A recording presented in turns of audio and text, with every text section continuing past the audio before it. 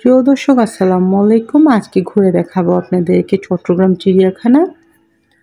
আর চট্টগ্রাম চিড়িয়াখানাতে আপনারা কিভাবে যাবেন, এটা টিকিট ভাড়া কত, কি আছে, আমি যতটুকু জানি সবটুকু চেষ্টা করব আপনাদের সাথে আজকে শেয়ার করার জন্য। তো চট্টগ্রাম চিড়িয়াখানাটি চট্টগ্রাম ফয়েজ লেকের বিপরীত পাশে অবস্থিত। আর ফয়েজ লেকের পাশে সবুজ ঘেরা বনবিথির বেষ্টনীতে 1969 সালে তৈরি করা হয় চট্টগ্রাম চিড়িয়াখানা।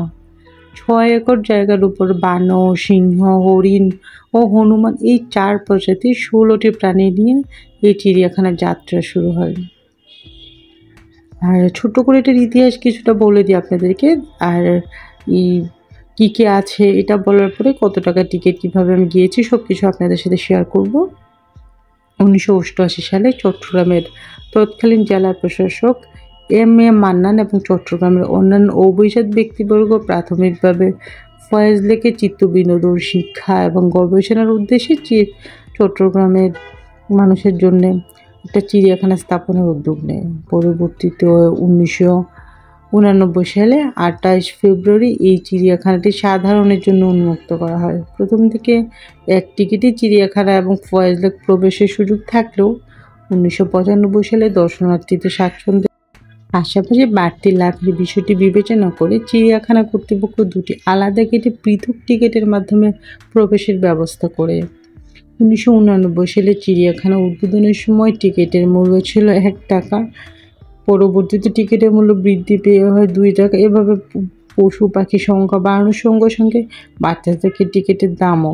বর্তমানে প্রতিটি টিকিটের দাম 70 টাকা করে পড়বে। এখানে প্রবেশ করতে চাইলে আপনাকে জন প্রতি 70 টাকা টিকিট কেটে প্রবেশ করতে পারবেন। তবে এটার টাইম আমি আপনাদেরকে বলবো, আপনারা যদি 9:30-10টা করেছেন তাহলেই ভালো।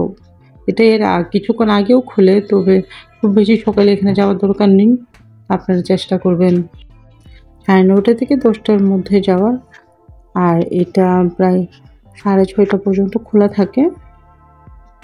দর্শনার্থীরা 6:30 পর্যন্তই থাকতে পারবেন। তবে ফয়েজ লেক কিন্তু প্রোগ্রাম থাকলে অনেক সময় 8টা, 9টা, 10টা পর্যন্তও থাকে। যেমন ঈদের আগে যখন কনসার্ট চলে তখন। তারপরে এসে কীভাবে যাবেন, আসলে চট্টগ্রামে এখানে যাওয়ার জন্যে কমিউনিকেশনটা খুবই ইজি। চট্টগ্রাম শহরে যেখান থেকে যান আপনারা সিএনজি করে যেতে পারবেন। তবে ডিস্টেন্স অনুযায়ী তো সিএনজি ভাড়া বাড়বে। যেমন শহর থেকে যেতে চাইলে আপনারা 150 টাকার মধ্যেই যেতে পারবেন। তো যদি শহরের বাইরে অনেক দূর থেকে আসেন আপনাদের ডিস্টেন্স অনুযায়ী 200, 300, 400 এরকম করে ভাড়া পড়বে। তবে আপনারা যদি চট্টগ্রামের বাইরে থেকে আসেন, বা এটা আসলে যথেষ্ট সুন্দর, আমার কাছে এটা ভালোই লেগেছে, চাইলে চট্টগ্রামের বাইরে থেকে যেখান থেকে আসেন বা ঢাকা থেকে যদি আসতে চান তাহলে আপনারা বাসে করে প্রথমে চলে আসতে হবে আপনাদেরকে চট্টগ্রাম শহরে। আর ট্রেনে করে যদি আসেন তাহলে তো অবশ্যই আপনারা নামবেন স্টেশনে। তো স্টেশন থেকে সিএনজি করে আপনারা যদি সকাল দিকে হয় তাহলে আধা ঘন্টার মধ্যে চলে যাবেন। আর যদি দুপুর অনেক সময় একটু জ্যাম থাকে তো বড় 40 মিনিট লাগবে শহর থেকে চিড়িয়াখানা যেতে। তারপর ওখানে 70 টাকা টিকিট করবেন। টিকিট করে আপনারা চট্টগ্রামের এরকম সুন্দর সুন্দর এনিমেলের উপভোগ করতে পারবেন। তবে এখন আমরা আছি একটা পাখির খাঁচার সামনে। এখানে অনেক রকমের পাখি আছে। আর আজকে এখানে ঘুরতে এসেছি আমার চাচা, চাচি আর আমার কাজিন আসার সাথে। তো সবাই সবার মতো এনজয় করছে। ওই যে ওই পাশটাতে হচ্ছে ফয়েজ লেক। অনেক দর্শনার্থী আসলে হাঁটতে হাঁটতে টায়ার্ড হয়ে যায়, তখন একটু বসে আমি পাশ দিয়ে একটু দেখাই ফয়েজ লেকটা। একটু দেখা যাচ্ছে, এই পাশটাতে অনেক গাছ তো খুব ভালো করে দেখা যাচ্ছে না। প্রথম দিকে ফয়েজ লেক আর চিড়িয়াখানায় একটাই গেট ছিল, মানে ভিতর দিয়ে যাওয়া যেত। এখন ফয়েজ লেকের যখন এই টিকিটের দাম বাড়ে, ওখানে অনেক বেশি রাইডার হয়, তখন ওরা আলাদা আলাদা গেট দিয়ে টিকিট দিয়ে দিয়েছে। এই জন্য এখন আপনারা চাইলে বা যেতে পারবেন না, আপনাদেরকে আলাদা আলাদা টিকিট কেটে ঢুকতে হবে। তবে চিড়িয়াখানায় প্রবেশ করলে ফয়েজ লেকের সৌন্দর্য কিছুটা দেখতে পারবেন, মানে কী রাইড আছে, ওগুলো দেখতে পারবেন। এবং ফয়েজ লেকের রাইডের সংখ্যাও বেশি, অ্যাডভেঞ্চারও বেশি।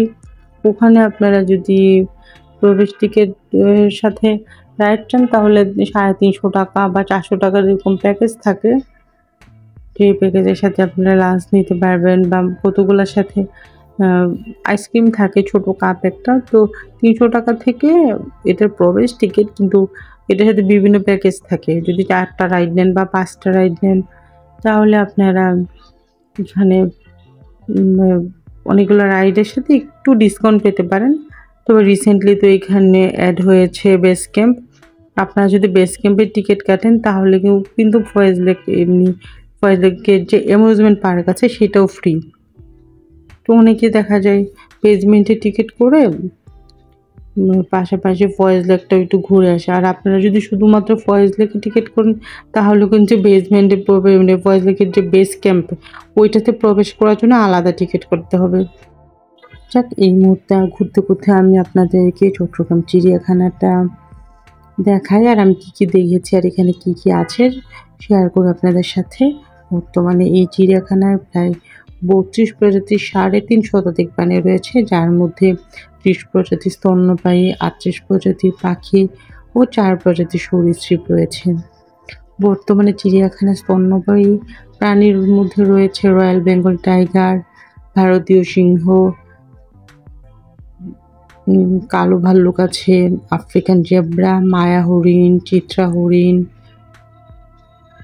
সাম্বার হরিণ, প্যারা হরিণ, মুখপোড়া হনুমান, উল্লুক, রেসার বানর, অনেক কিছুই আছে এখানে।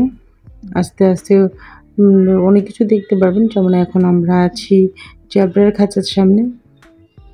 আসলে ছুটির দিনগুলোতে এত মানুষ থাকে, এত ভিড় থাকে, মানে খাঁচার সামনে যে আপনি কিছুক্ষণ দাঁড়িয়ে থাকবেন ওইটাও সম্ভব হয় না, প্রচুর ধাক্কা থাকে। দেখা যায় যে আমরা দাঁড়িয়ে থাকলে আরেকজন দেখতে পাচ্ছে না।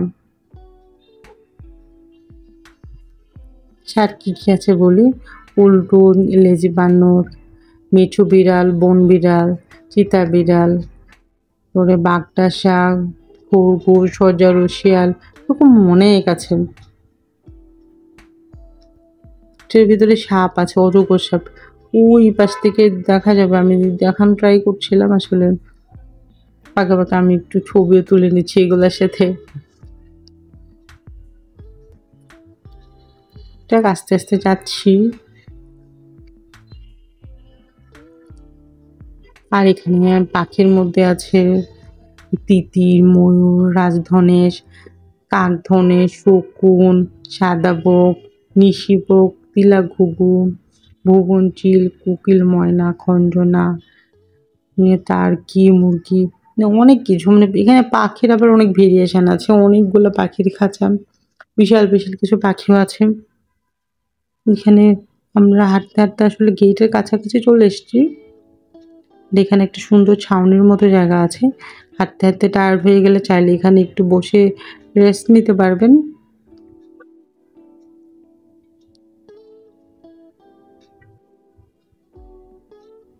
সবাই একটু ছবি তুলে নিচ্ছে ফাঁকে ফাঁকে। এটা হচ্ছে আমার কাজিন আশা। আশাকে বললাম আমাকে কয়েকটা ছবি তুলে দিতে। আমি ভিডিও করার ফাঁকে কয়েকটা ছবি তুলিয়ে নিলাম ওকে দিয়ে।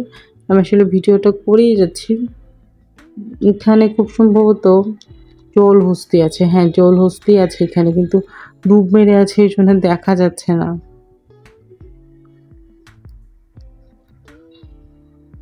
একদমই ডুব মেরে আছে, দেখতে পাচ্ছি না। আসলে বাউন্ডারির কাছাকাছি যাচ্ছেও না, আবার দেখা ট্রাই করছিলাম, আসলে পাচ্ছি না। কিন্তু এখানে একটা জলহস্তি আছে নিচে। আর একটা জিনিসের কাছে আপনারা অনেকটা সময় ব্যয় করতে পারবেন। যেমন এখানে একটা রিসেন্টলি প্রায় 60 ফুট দৈর্ঘ্য ও 25 ফুট প্রস্থের এভিয়ারিতে ঠাঁই পেয়েছে প্রায় 6 প্রজাতির 342টি বিদেশি পাখি। এই পাখির মধ্যে আছে লাভ বার্ড, লাফিং ডাব, রিংনেট প্যারট, ম্যাকাও, এরকম অনেক ছোট ছোট পাখি। এইখানে দাঁড়িয়ে থাকতে ভালোই লাগে, কারণ কমন পাখিগুলো তো ভালো লাগে, বাট বিদেশি পাখিগুলোও দেখতে ভালোই লাগে। ওই খাঁচাটা অনেক সুন্দর, মানে খাঁচাটা তো সুন্দর না, খাঁচার ভিতরে পাখিগুলোর কাছে থাকতে ভালো লাগে। তবে পাখিগুলোর কাছে কেমন যেন স্মেল, শুধু পাখি না সব পশু পাখিগুলো আমার কাছে মনে হয় ঠিকঠাক মতো ক্লিন করে না। ওই জায়গাগুলো খাবার যে দেয় মাংস, কেমন যেন একটা পচা পচা গন্ধ। অনেকগুলো খাঁচার কাছে বেশিক্ষণ টিকা যায় না। অনেকে দেখুন মাস্ক পরে আছে বা নাক চেপে রেখেছে, এখন খুবই বাজে একটা কটকটে গন্ধ, বেশিক্ষণ টিকা যায় না এখানে।